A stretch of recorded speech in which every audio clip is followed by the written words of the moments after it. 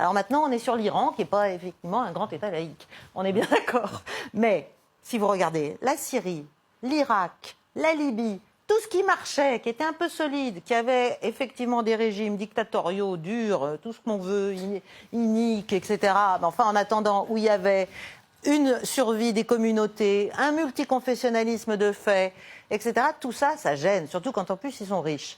Voilà. Donc on a voulu dégager tout ça. C'est un échec flagrant. C'est un échec flagrant, un échec humain, un échec dramatique. C'est très facile d'aller dire que Bachar el-Assad a 400 000 morts sur la conscience. Nous aussi, nous avons armé, soutenu, entraîné, formé toutes ces espèces de milices qui sont des succédanés de ce qu'il y a de pire, des gens qui ont fait s'effondrer les tours du World Trade Center.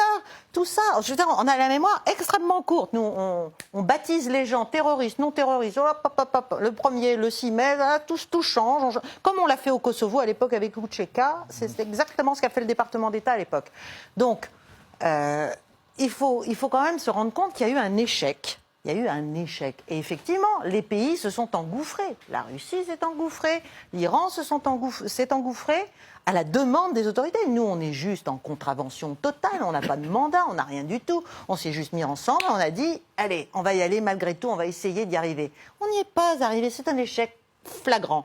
Donc, il faut en tirer des conclusions, il faut essayer de restabiliser cette zone, ne serait-ce que pour être un tout petit peu moins cynique.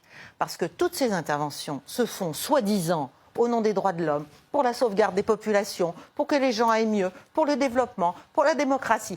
Mais regardez les champs de ruines que ça provoque. C'est scandaleux. C'est humainement absolument scandaleux. Et je pense qu'on peut tout à fait être indépendant des États-Unis et avoir une politique étrangère digne de ce nom, mais qui soit humaine et donc pragmatique.